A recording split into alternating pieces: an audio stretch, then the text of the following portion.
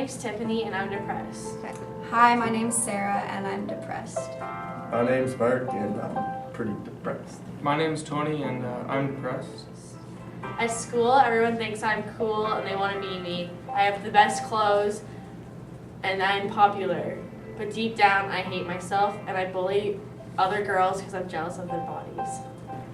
I come from a rich family and everybody wishes they had my life. My parents are never around and I think it's because they don't want to be known as the fat girl's parents. I started to cut myself in grade 9, hoping it would take the pain away of me thinking I have a fat body, hoping that it would take the fat off. I hate the way I look and I wish I could be like the skinny girls. No one understands the feeling of feeling this bad about yourself. I'm 17 years old. I'm the oldest of 3 siblings. I have 2 younger brothers, Jack and Ryan.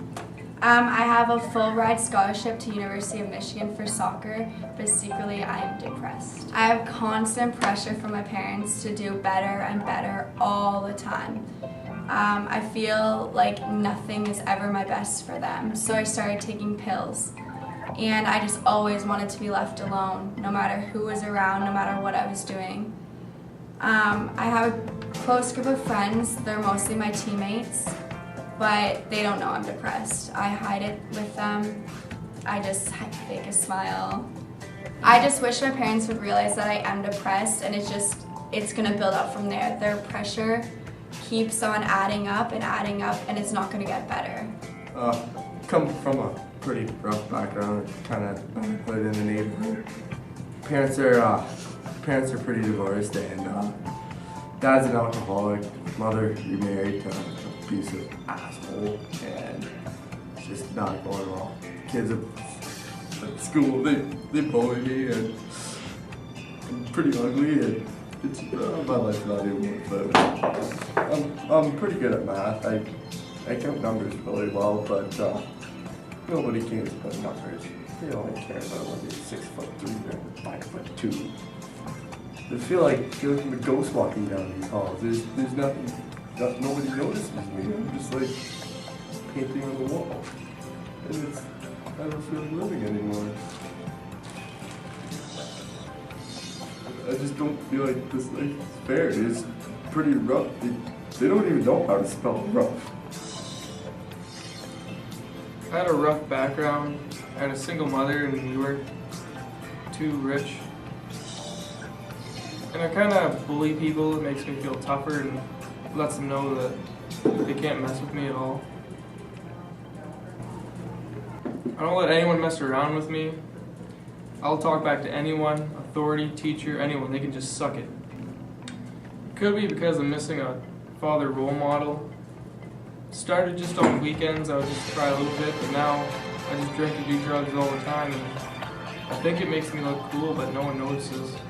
I just wish someone would help me, hear my cry out for help, but no one notices me at all. Why? It's a question that's been asked more than once when it comes to suicide. What psychological answers can explain why someone would want to commit suicide? Families often ask themselves, how did we miss this? As a person that was loved by so many and had always a smile on their face, hide such a dark secret. What triggered this? Why didn't they tell us? Why would they hide this from us? Why didn't we do more? What else could we have done? These are just some of the common questions that get asked by grieving peers of suicidal victims every day. It's hard to try and understand what's going through a suicidal victim's mind if you're not suicidal yourself. The truth is, depression is a mental illness, and it is the same as any other illness. You may not be able to see the pain, but inside, mentally, they are struggling and they are suffering. It's not something you can just shut off or stop. It is constant. It is happening all the time. It has to be treated just like any other disorder. Without treatment, it can and will lead to many life-threatening decisions like self-harm, drugs and alcohol abuse, and eating disorders, just to name a few. In today's society, it's even worse. With the technology these days, kids are getting bullied through various amounts of social networking websites, a lower self-esteem due to social media, and pressure by all the advertisements to do things that they know are wrong, like drinking alcohol, doing drugs, and having sex. These 6 stories of the teens you see in this video all may be come from different backgrounds, are different ages, and are classified as different people, but they all have one thing in common for. They are battling this sickness that is literally ruining their lives. Okay. Although these people are made up, there are people just like them out there in the world right now who are battling this illness. And they are on the verge of taking their lives because they don't feel they're good enough or that they are worthy of living this life. We as a school, community, and country can stop this and prevent that from happening. By little actions like smiling or saying hi to someone in the hallway can change the mood of a person for that entire life is precious and there is so much good out there. But sometimes they just can't see that. You need to encourage them to be able to see that. And they need a person like you to encourage them too. Be the reason someone lives, not the reason someone dies. Yep. Because it's easy to regret not doing anything once the person's gone. It's doing something while the person's here that makes you a real hero. Yeah. Stand up, speak out, and let's be the reason that we end teen depression and teen suicide.